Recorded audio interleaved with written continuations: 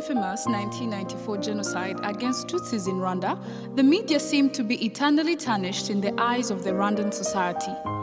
During the genocide, the media had been used as a vicious killing machine, mobilizing hundreds of thousands to slaughter fellow Rwandans day and night. My name is Didier Habimana. I used to be the managing director for the Authentic Radio.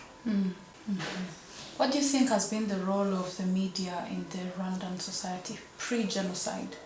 Well, before the genocide, definitely we all know that the media has contributed a lot to make the Rwandan society, as we all know, as it has been. So it contributed to sensitize people to kill each other and led genocide. We all know what we call the hate media. You know, SLM. They were calling people to hate one another, to kill their neighbors. So it contributed. It had a negative role. It had negative impact to the Rwandan society. That is the before the 1994 genocide. The media was used wrongly, and it was very hard at the time to believe that the media would once again work for the betterment of the Rwandan population. After the genocide, many people were hesitant when it came to opening media houses, and it is understandable because of the past. But how did it come for Rwandans to trust the media again? Well, I don't know yet if they have trusted the media fully, because we haven't done any research or survey to measure the level of trust of Rwandans to the media. But not only people were not hesitating to open up the media, but also the government did not open the space after the 1994 genocide for the individuals or companies to open the media houses or the media outlets. So it took some time.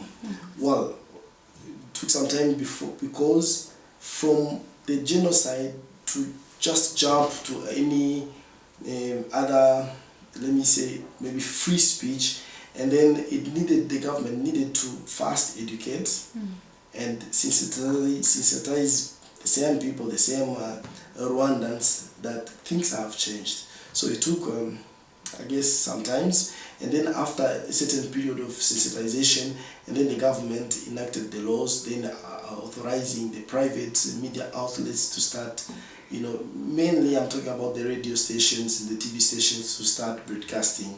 So it took a bit of some times. And I can't say that now the Rwandans have trusted enough, but at least there is a level of trust. Of course, we are still seeing so many unprofessional reporting in our media outlets, but at least there is a step, and we are very confident, we are very optimistic that the future is the best.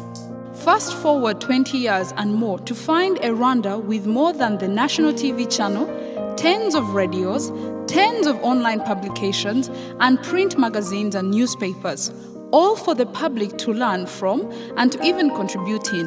One can dare say that the image of the media has greatly changed in the minds of the Rwandan population and has further transformed the Rwandan society. It was post-genocide that we saw the rise of non-governmental media houses, business and religious institutions rising to the challenge of opening media houses that could change the face of communication in Rwanda. Many sought to impact the society. In that regard, Christian ministries took a step in opening media broadcasting houses such as radio stations. Authentic Radio was opened in August 2011 with little to do with, but with a big vision of contributing to the societal transformation of Rwanda. I'm called Bishop I'm Vice President and co-founder of Authentic God Ministries, Zambia Conservation Center.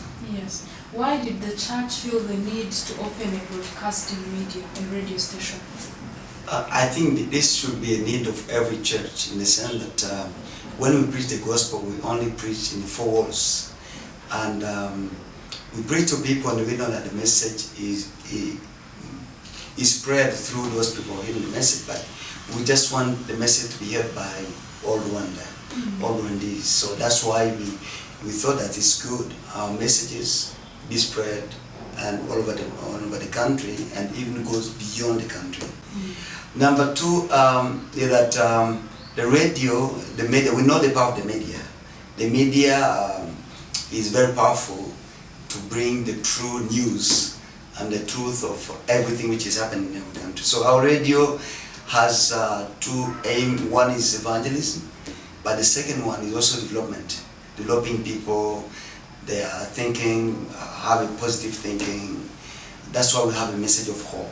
We know that the ultimate message is about going to heaven. So people come into the kingdom, this is the aim. And but before going to heaven, you need to walk. You need to fulfill your destiny. You need to know your talent, your gifts, the wisdom which you're having. Use everything inside you and multiply it.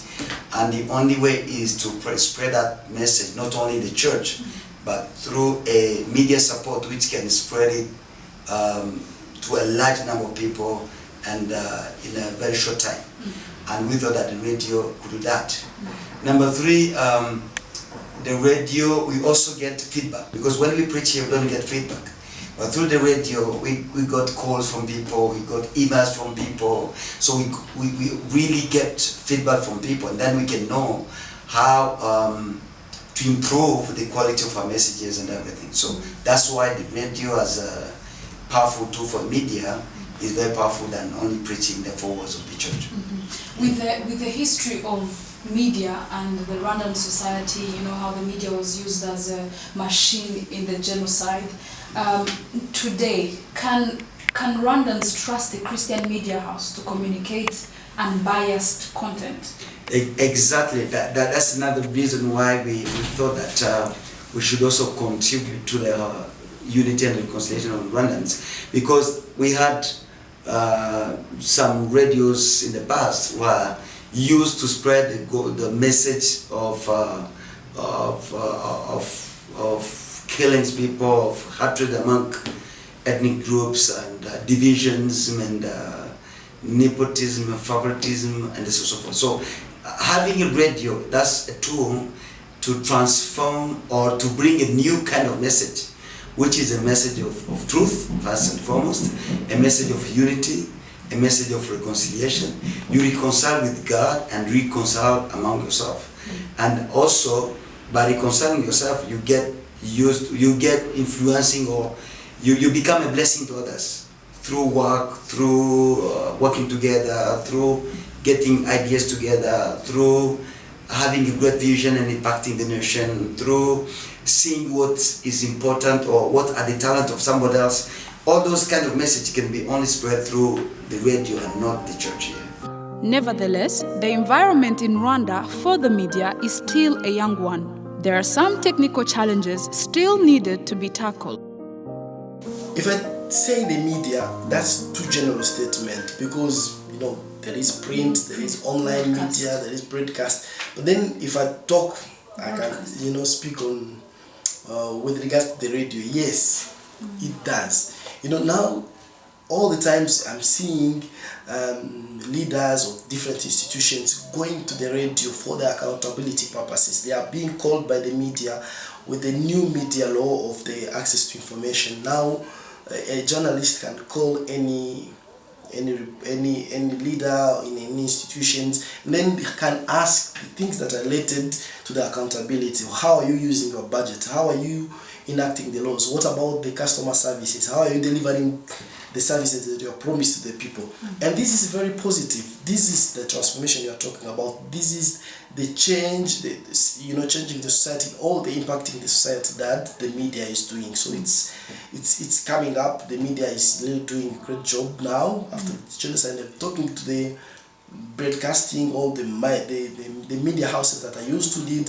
Yes, it contributed, because my media house, my radio station, the values that we were talking about, broadcasting on the radios, were the values that completely different from the pre-genocide media houses. So we are talking about love, we are talking about respect, we are talking about help one another, we are talking about all these values that Rwandans need to develop, economically, to develop, socially, to relate to one another.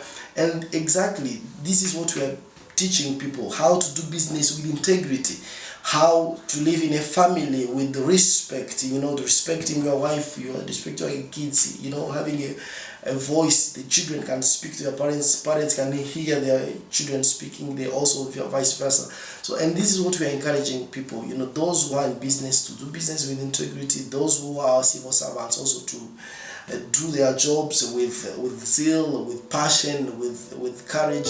And this is what we are teaching. On the bright side, working in a Christian media house is advantageous and value-adding for journalists. My name is Barbara Umuhoza. I'm a journalist at Authentic Radio. I've been working here for some time, and I was interested to come and work at Authentic Radio because it's a radio that spreads values that I believe in. It's a Christian radio, but it's a radio that teaches and transforms people's lives on a daily basis.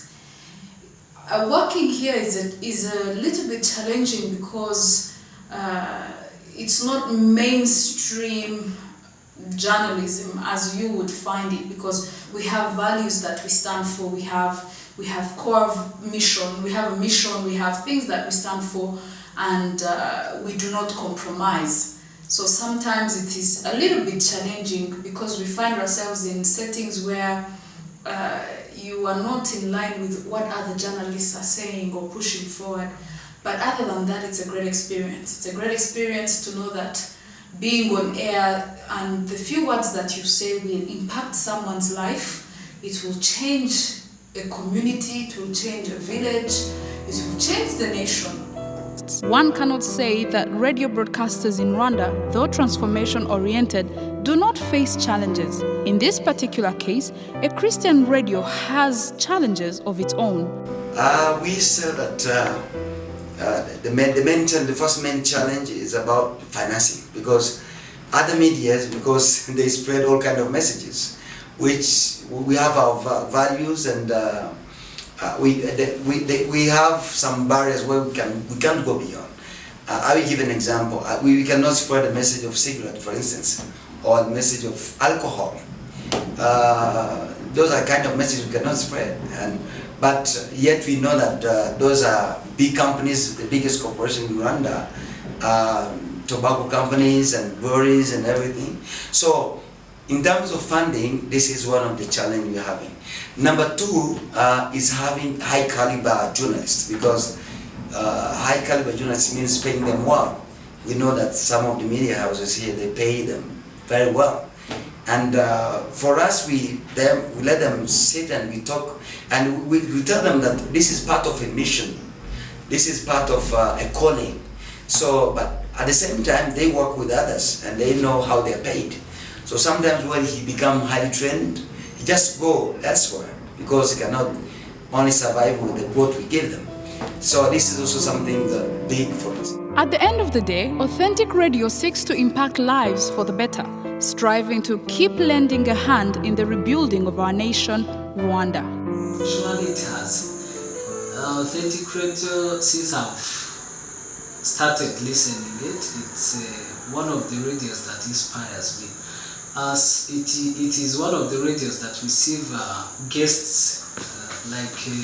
I do much of the time for it when it is like in Africa Rise conferences. I hear some people from outside that come with good motivating messages, and they want the strong word of God that really encourages me, and it has really changed my life. There are more lessons to learn for the media in Rwanda and much more to apply, but the future is promising. With more schools coming to teach professionalism, such as Mount Kenya University being one of the few higher education institutions in Rwanda offering academic opportunities for aspiring journalists.